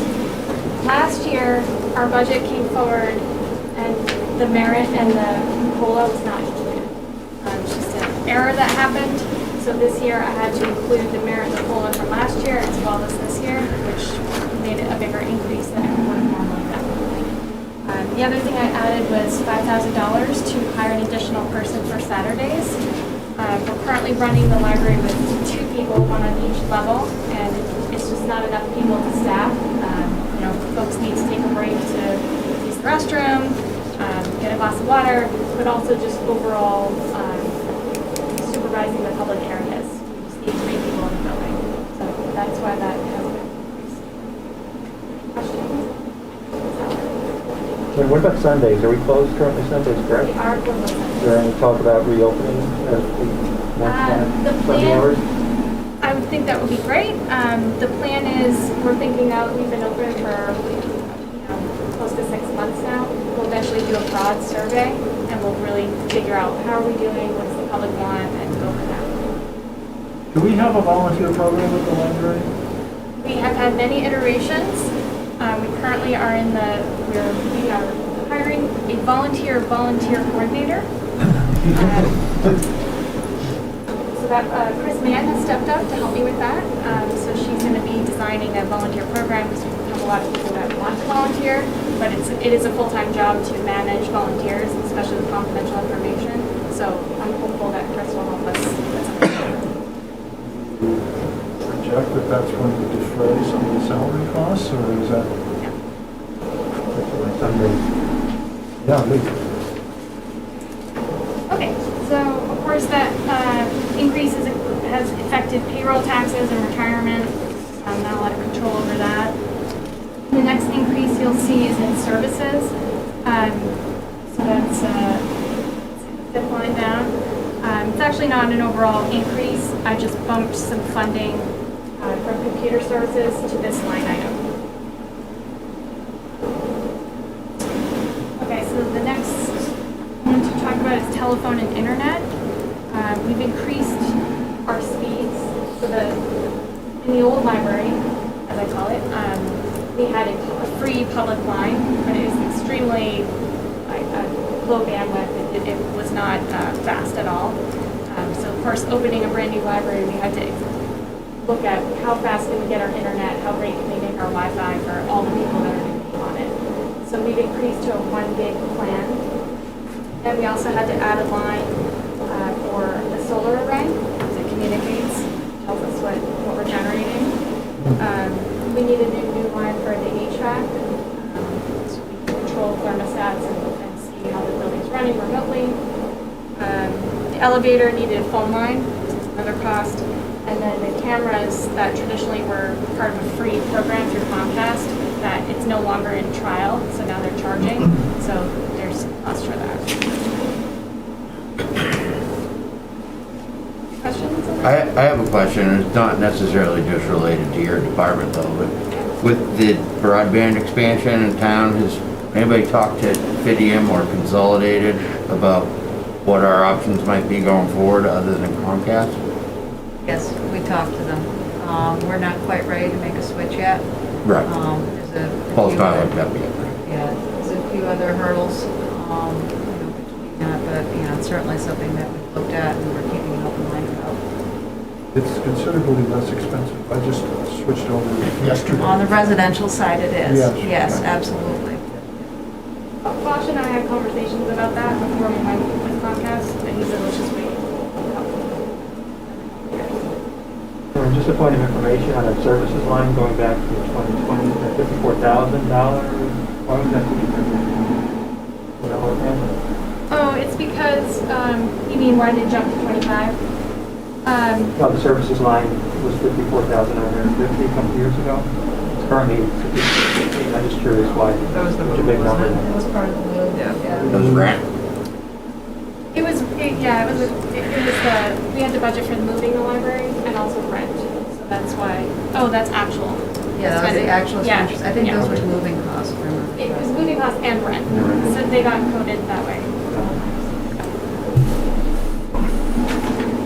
Okay, so we're moving right along. a really close look at all of our operations costs and just trimmed wherever we could.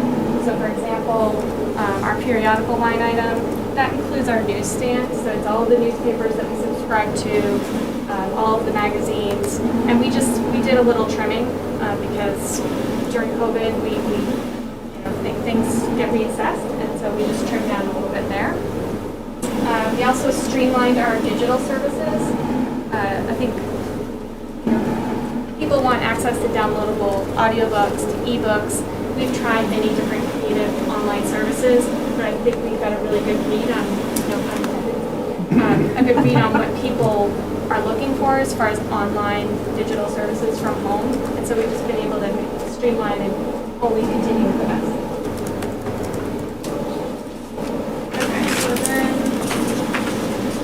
The other thing I wanted to point out was the cost so I'm moving to buildings and grounds and our line item for cleaning.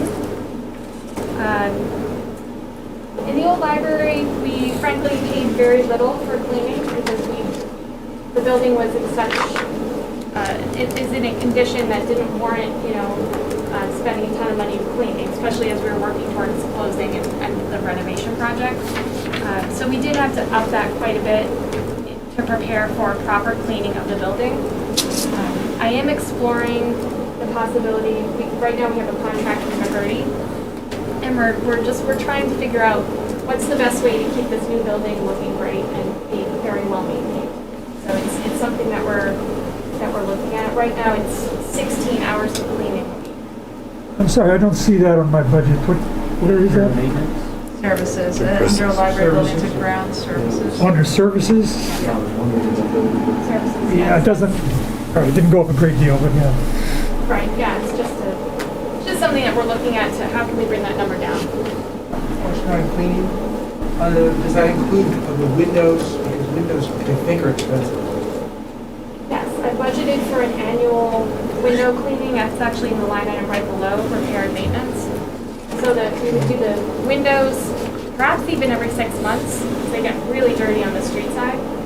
And then we typically do the carpeting twice a year as well.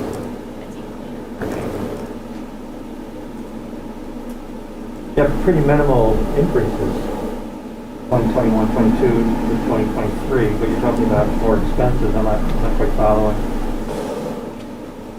Well, the electricity went up. Right, that's the only that really went up, but your other numbers are flat from last year, correct? Yeah, that's right. I think this year is really a year for us to gather data. So we don't know what is the annual electricity going to be. Oh, the electricity, I get. I'm just, like you said, that you want to increase, cleanliness of the building and windows, like outside. Those seem like. There's a lot more windows now. I would think that's a bigger expense. Seems like, some more, budgeting to allow for that. Well, I guess I'm comparing it to 2020 because that's, in 2019 rather. Right. Since then it's gone up quite a bit. That's because of the new building, right? A lot of that will be offset with your solar generation. So the solar, right now we're in a purchase power agreement. So I haven't had our first bill yet. We bill quarterly, and the rate we're billed is less than what Eversource is currently billing. Right. But I just haven't seen that yet. So that isn't. Corinne, I spoke with the librarian about the makerspace for children, and she said that it was not particularly active now because of COVID restrictions. But are you planning to purchase some things to go in there, or do you already have them, or? Yeah, we're doing a deep dive of, what's the best way to program this space. Is there collaborative opportunities with Max, for example? Just premature to put it in the budget? Yeah, I think so. I'd like to do it within the budget we have. There's a lot of grants out there for 3D printers and equipment. I don't think we need to add, make it happen. Good. We just need more time. More time. Settle in. Okay, talk about revenues. I just have one more question, if that's all right. Shouldn't electricity and heat be a lot less with a brand new building? I know that the prices are up and you don't really have a lot of data. Is it because you don't have the data that you're trying to be safe? I mean, that's the biggest reason, but the other thing is, even though it's a brand new building, it's almost the same square footage as the old building, Yeah. but it's more heated space. You know, this like, we didn't heat the basement. Right. Half of the downstairs in the old building was basement, but now it's actually active space. Yeah. So, but yeah, it's just not knowing this first year as well. And I'm more asking because I know other people are gonna, when they see the electricity budget has gone up significantly, and now there's solar panels that weren't there before, and in theory, it should be a lot more efficient. I think it will be, yeah. But the other thing to remember is that, You just you know, don't know. part of the, the HVAC is also powered by the electric, right? It's a bio chip boiler, but there's electricity.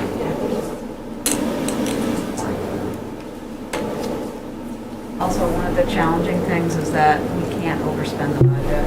We can always Right. underspend it, we can never overspend it. Yeah, it's kind of balancing being conservative, but also hopeful. Well, you don't know if you don't know. That's fair. And we don't spend it, it goes back. Fair. So for revenues, Corinne, which page is your revenue on? 5. 5. Thank you. Right at the bottom there.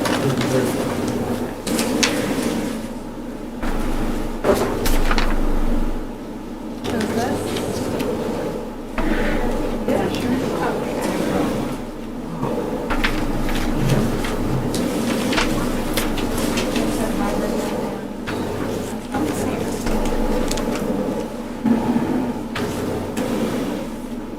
Oh, it's just the one, okay, then I'll use this.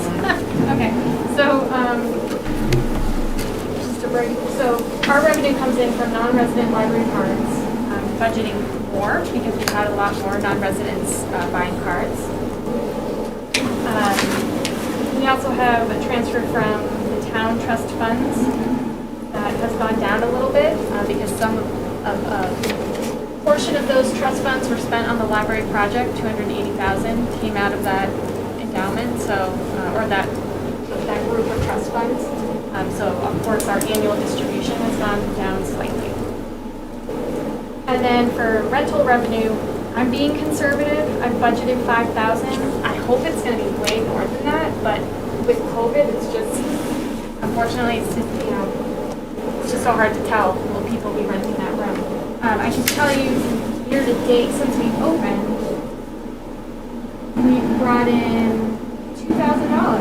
So, I think it'll be, we'll definitely hit 5,000, and I'm hoping as the years go on, people get more comfortable gathering, that we'll start to bring in some healthy revenue there.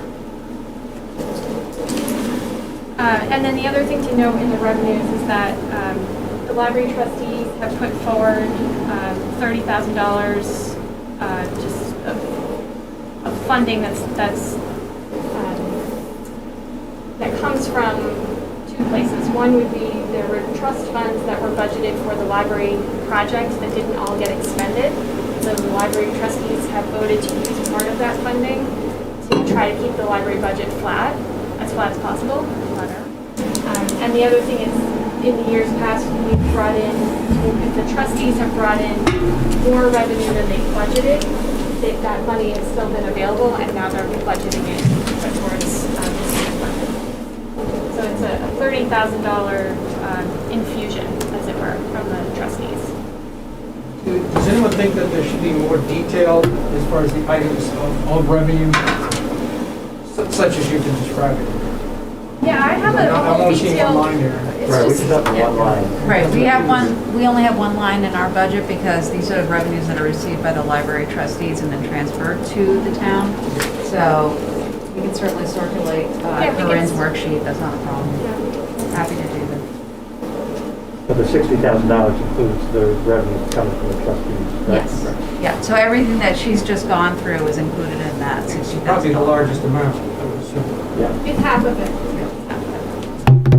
So if they don't decide to give that $30,000 next year, then there may be an additional bump in your budget that we can all keep in our heads. That's a possibility. I suppose that's a possibility, however, I'm hoping that with the leveling out of the utilities, as well as more revenue from the rental, that it will be, that's why they decided to infuse with more revenue this year, because they thought by next year, this should level out, and so it won't be an impact. Bob, you had something? Yes, Bob Lynn. What's your total revenue? I know this is the money that get transferred to the town, but what's your total revenue you expect? That is the total revenue. That is the total revenue. Jim, did you have something? No. I'm sorry. I know that we had discussions about marketing that, being a bit more aggressive in terms of rentals. Do you have a plan in place to do that, or is that something that you're still, I know that you're very busy, so. Well, at our last meeting, we talked about, we're going to start, for example, we had a first person that wants to get married at the library, and they want to use the terrace. And so the trustees said, well, we need to research how to price that and put together a wedding package. So we're going to start there. And then, I think there is a lot of room to market to other groups. For example, we had the New Hampshire Leadership Group. They rented the 8 to 33 room for the day, and then they could use the outdoor spaces. So that was great. I had another group that's I forget the name of that, but it's kind of like an educational conference, I believe, and it's 2 days. That's going to be a great rental. I think we're going to have more of those, and it's great because it doesn't really impact the library's operations because it's in that separate big room, and everything else can function without impacting patrons. Well, you have what, 4 rooms for rent, right? You have the boardroom, classroom, And the 1833 room. the 3. Right. And then we have 2 study rooms that are for free to anyone. Is that covered by the liability insurance that either the town has or the library has? And given weddings, I'm assuming it's not a dry wedding, but would alcohol be allowed to be served on premises? If Yes, it's going to be a wedding? they Or any other form? can. They have to purchase an extra insurance policy, the TULIP policy through Primex, and so they can do that online and purchase that extra. It's very easy, very low cost coverage that anyone can buy. We require it for anyone who rents the upper hall as well. So did you say your estimate from all these types of rentals will be $5,000 this year? Was that the number that you used? And that's what I'm budgeting for next year too. What is the occupancy of each of these rooms? The big room, the 1833 room, can seat theater style about 100 people. Really? Okay. You can fit, 10 round tables, at least 10 rectangles tables. Classroom can easily fit 20, could probably go up to 25. And then the boardroom sits 12. And the classroom and the boardroom are free to Peterborough-based nonprofits and town committees. They're getting used the time. And the upstairs room is always rented to anybody, if nonprofit or not. Okay, and then I just point out, so from the time we opened, in 2021, we issued 489 new cards, which with the move, closure, COVID, that's compared to 2019 when we had none of those issues. We had 584 cards in 2019. So I think it's really high. It just shows, that a lot of new patrons. That's just that's 1 quarter, right? As opposed to the whole year before? That's for the whole year, all of 2021. It's 489 cards. Yeah. But the visits, the top number, 18,644 visits. That's just from September 12th to the end of 2021. And you were, what, before? Just below 50,000 or like 46, 50, something like that in the whole year before? 2019, we had 55,000 on-site visits. Are there any losses associated with increased usage of either books or materials anticipated?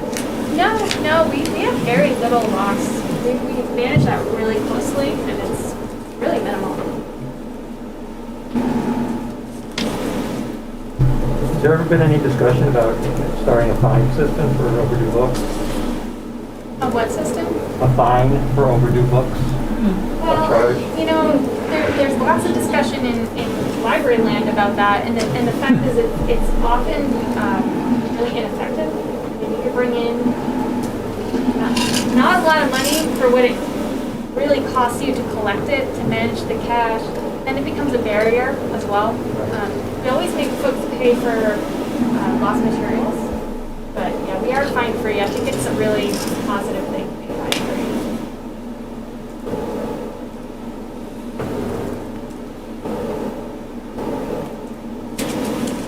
Thanks, Brent. Thank you.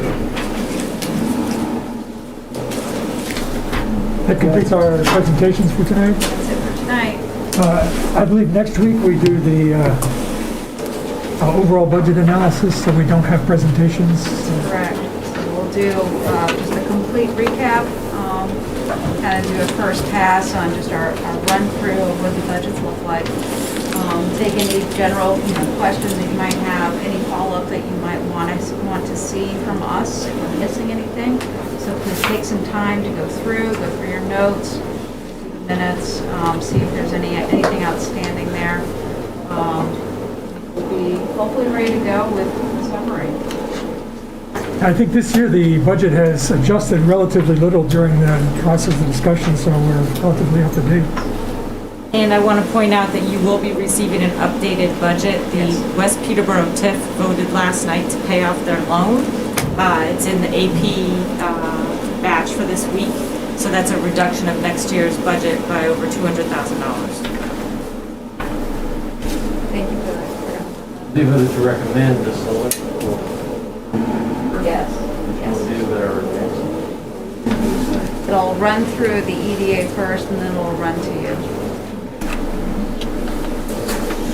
And that'd be reducing the town's overall budget by 200,000? Yes, and we'll also reduce that offset that goes along with it, but it will save a little bit of money over the next, I think it was 2 years left on that loan, if I remember correctly. So it'll be a reduction in the amount of interest that we would be paying on that loan.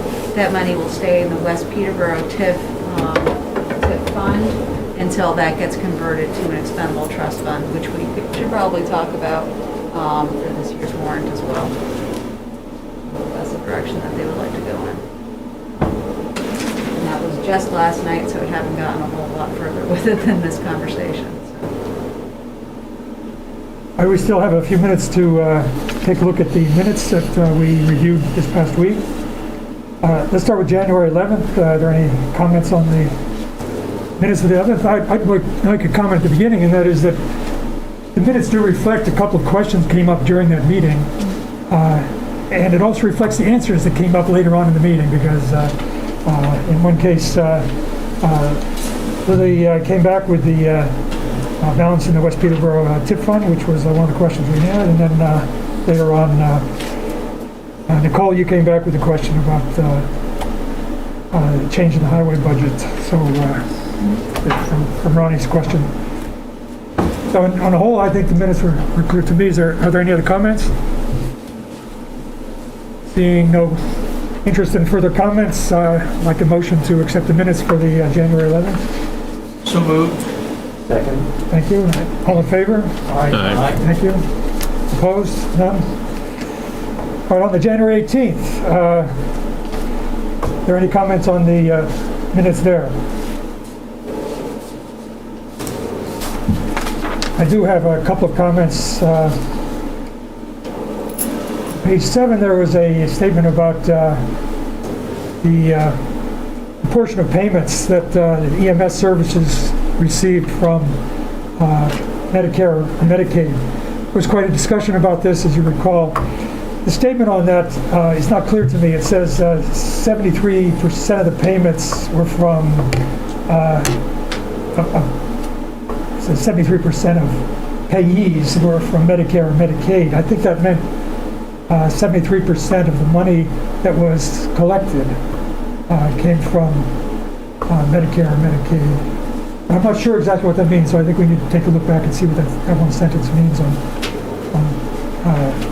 Is that a question that you're seeking clarity on from Chief Walker? Yes, I'm seeking clarity on it because I don't I don't understand exactly what it meant. It says 73% of payees, and that, since it's two payees, it's clearly not 73% of payees.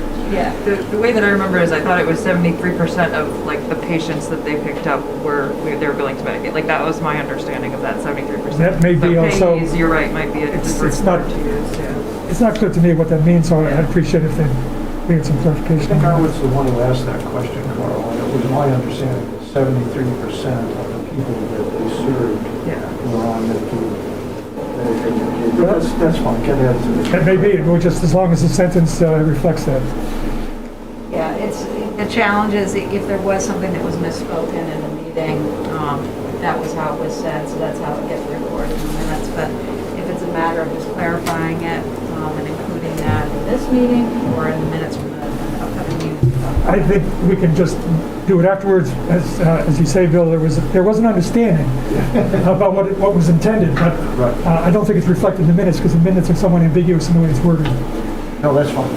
There's a similar issue later on.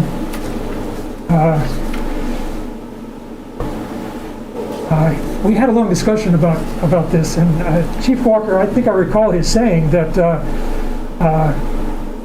amount of money that reflected as reimbursement from insurance companies, when in fact reimbursement comes from other sources as well.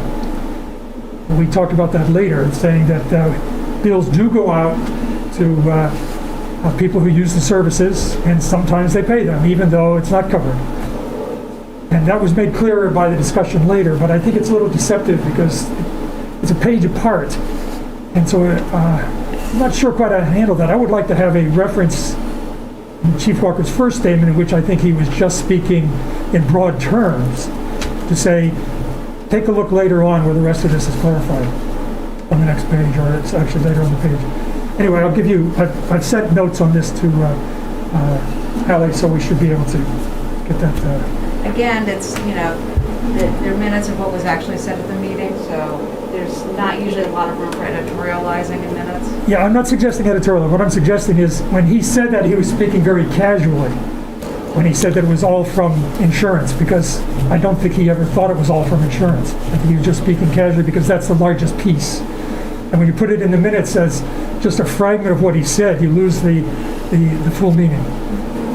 So I just want to make sure that the full meaning is captured, because later on in the minutes, there is some expansion on that point. I don't want to see it, make it appear like he didn't understand, because I think he did. He just didn't say it all at the beginning. And now that's captured in these minutes. Your objection to it. No, I've sent her clarification is I sent her a clarification on that, a request for clarification. Any other comments and any other useful comments?